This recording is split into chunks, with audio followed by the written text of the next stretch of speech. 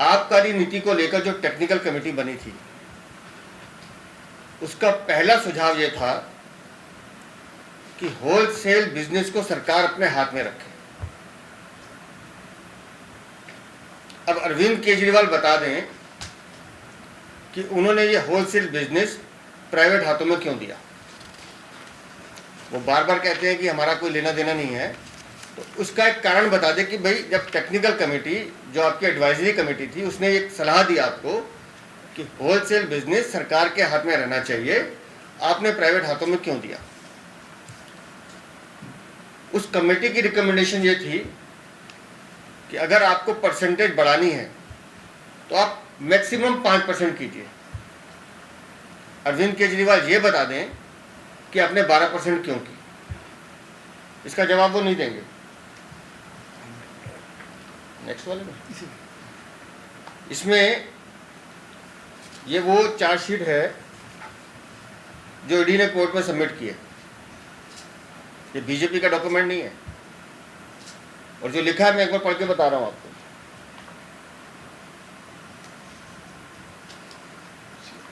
सी अरविंद जो माननीय मुख्यमंत्री के पीए थे, पीएस अधिकारी हैं बहुत बड़े, उन्होंने अपनी स्टेटमेंट में लिखा है, one day around mid of March 2021 deputy CM called him to the residence of Chief Minister Shri Arvind Kejriwal. मैं फिर इसको दोहरा रहा हूं। One day around mid of March 2021 deputy CM called him in the residence of chief minister Shri Arvind Kejriwal and handed over the an around of 30 pages documents which was a draft of GM report. Group of minister की जो report है 30 page की, वो documents उनके हाथ में दिए। किसके घर पे दिए? अरविंद केजरीवाल के घर पे दिए। Shri Satyendra Jain and deputy CM Manish Sisodia were also present along with CM. मुख्यमंत्री भी वहां मौजूद थे अपने घर में, सत्येंद्र जैन भी मौजूद थे और मनीष सिसोदिया भी मौजूद थे। Deputy CM told that this is the base document on which the final GM report is to be made। ये बेस डॉक्यूमेंट है और इसके बिहाफ पर आपको अपनी पूरी रिपोर्ट तैयार करनी है। Further in the document handed over it was mentioned that the wholesale licence should be given to agents private players bracket में of manufacturers whose wholesale license can be distributed for any number of manufacturers and the wholesale profit margin was fixed at 12%।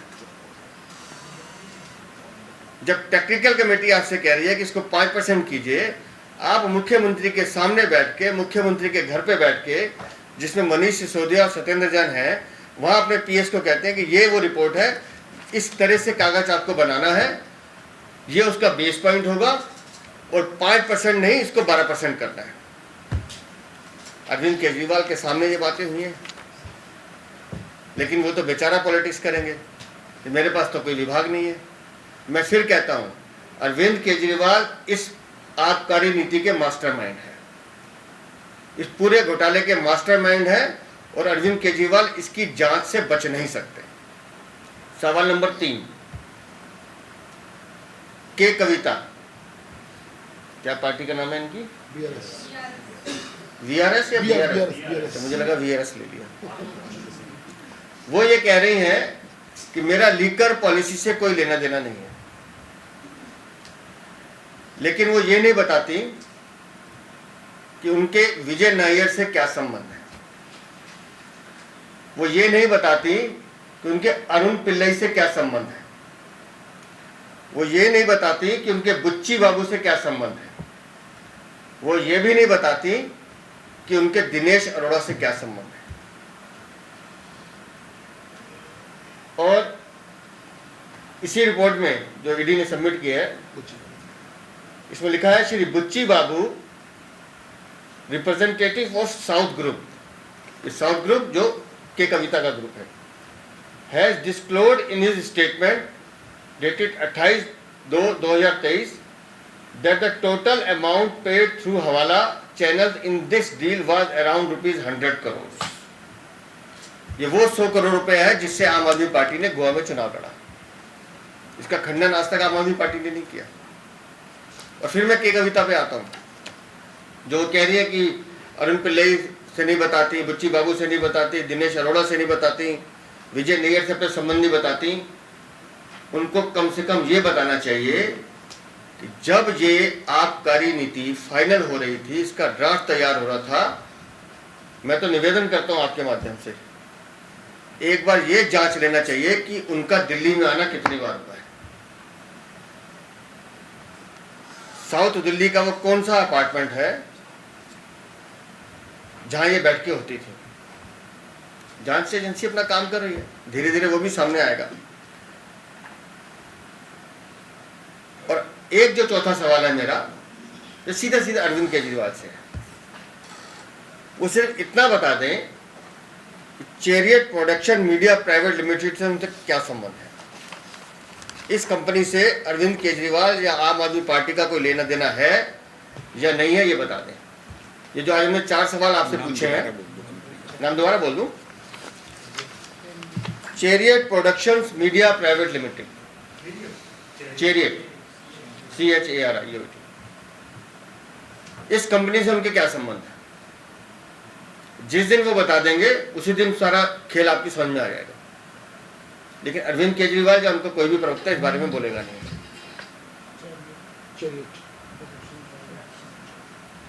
तो वो जो सवाल हम लगातार इनसे पूछ रहे हैं, जो पहले हम 6 सवाल पूछते आए हैं, शराब नीति वापस क्यों ली, बनाई क्यों, दुकानें क्यों खोली, स्कूल के पास क्यों खोली, शराब ठेकों के पास, वो गुरुद्वारे के पास क्यों खोली, मंदिर के पास क्यों खोली, मस्जिद के पास क्यों खोली, वो सब सवाल अलग हैं।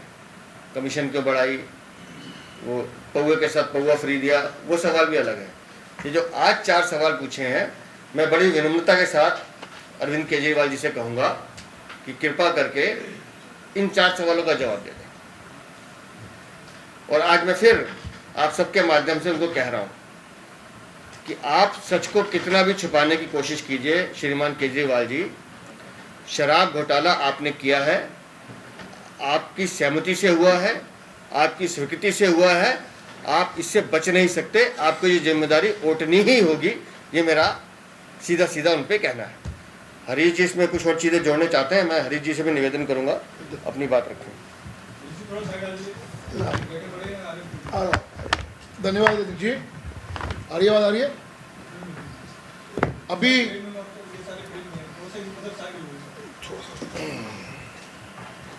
अभी अध्यक्ष जी ने बताया कि किस प्रकार से अरविंद केजरीवाल के संबंध या सीधा सीधा इसके अंदर लिकर गेट के अंदर इन्वॉल्वमेंट है।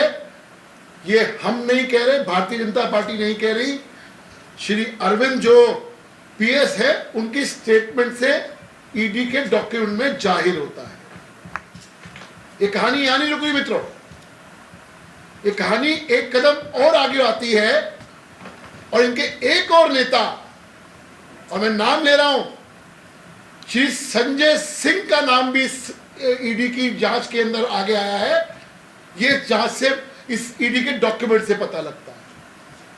दिनेश अरोड़ा जो सब लोग परिचित हो चुके इस नाम से, और अरविंद केजरीवाल के तो सपने में भी मुझे लगता है कि दिनेश अरोड़ा जी आते होंगे, जो अप्रूवर बन चुके हैं। उन्होंने अपनी स्टेटमेंट में कहा, और मैं कोट अनकोट कर रहा हूं इस स्टेटमेंट को, कोई भारतीय जनता पार्टी अपनी तरफ से कोई बात नहीं कर रही है। ये जो स्टेटमेंट के अंदर दिनेश अरोड़ा ने अपनी स्टेटमेंट में कहा, and quote unquote, in 2020 he got a call from Sanjay Singh that the Delhi elections are coming in and the AAP party is in need of funds and he should seek funding from other restaurants for the same.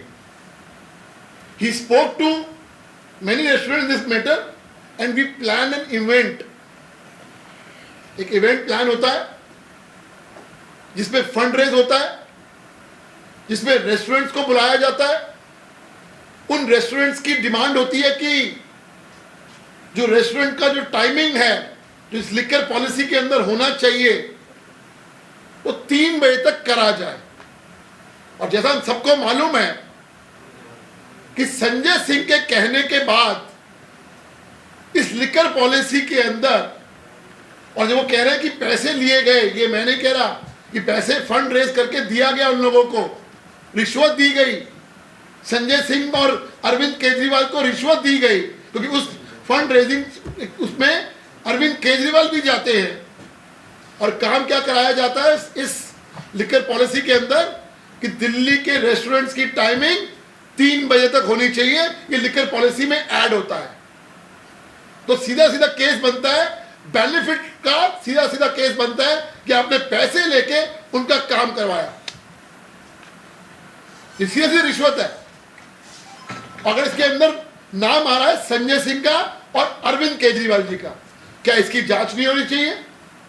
क्या इसके बारे में अरविंद केजरीवाल या संजय सिंह को स्पष्टीकरण नहीं देना चाहिए? क्या जनता ये सवाल ना पूछे? और जनता ये जब सवाल पूछती है तो आप चले जाते हैं शिक्षा नीति पे। हम बात करते हैं 144 करोड़ के बारे में, अभी मैं उस पर भी आ रहा हूं, तो ये चले जाते हैं बेचारा पॉलिटिक्स, हम तो बेचारे हैं जी। जनता सीधा सीधा जवाब मांग रही है कि दिनेश अरोड़ा के रेस्टोरेंट, अनप्लग रेस्टोरेंट के अंदर आपने फंड रेजिंग करी और वहां डिमांड आई कि 3 बजे तक रेस्टोरेंट होने चाहिए, क्लब्स होने चाहिए, और वो आपने बात अपने लिकर पॉलिसी के अंदर रखी। ये किया या नहीं किया, ये संजय सिंह जवाब दे। दूसरी बात आई 144 करोड़ रुपए की, जो आप सबको मालूम है कि किस प्रकार से ये माफ किया गया पैसा। और क्या जवाब इन लोगों का आया था? ये तो कोर्ट के ऑर्डर है, याद होगा आप लोगों को। लेकिन जो दस्तावेज सामने आए हैं उसके बिल्कुल उलट है। और मैं नहीं बोल रहा, मैं फिर बोल रहे हैं, ये कोई हम जो आज जो भी प्रेस कॉन्फ्रेंस कर रहे हैं, भारतीय जनता पार्टी आरोप नहीं लगा रही है। ये जो दस्तावेज सामने आए हैं, ये उसके बिना पे हम लोग बात कर रहे हैं।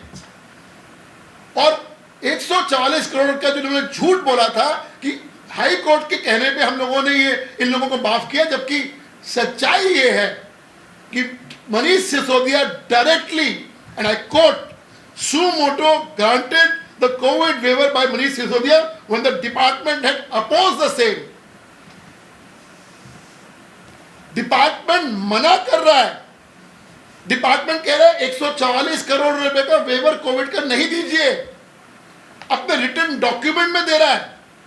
लेकिन मनीष सिसोदिया, मैं आरोप लगा रहा हूं, पैसे लेके उन्होंने 144 करोड़ रुपए वेव किए, ये हमारा आरोप है।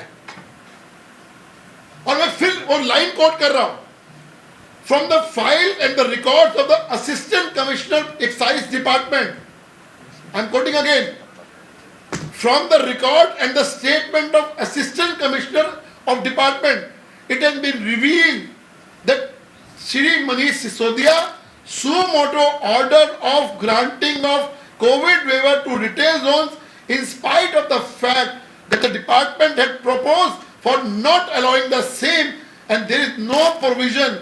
This resulted in 142 crore rupees to exchequer money. 144 crore रुपए का नुकसान, सरकारी खजाने में नुकसान कराने का सीधा सीधा जो आरोप जाता है वो मनीष सिसोदिया पे जाता है, इन स्पाइट ऑफ इनका अपना डिपार्टमेंट कह रहा है। अभी तो बहुत सारी बातें निकलेंगी, विजय नायर के बारे में क्या रिलेशन है, वो सब चीजें बाद में आएंगी। लेकिन जैसा अध्यक्ष जी ने कहा, अरविंद केजरीवाल के संबंध और संजय सिंह के संबंध इस एक्साइज पॉलिसी के अंदर चूंकि आ रहे हैं, इसलिए हमारी मांग है कि ईडी इस दोनों नेताओं की भी इंक्वायरी करे। और जो हम कहते आ रहे हैं कि वो दिन दूर नहीं है जब जांच की आंच मुख्यमंत्री के निवास तक जाएगी, ये बात इस डॉक्यूमेंट से साबित हो रहा है कि अरविंद केजरीवाल और संजय सिंह दोनों इन्वॉल्व थे इसके अंदर। बहुत बहुत धन्यवाद।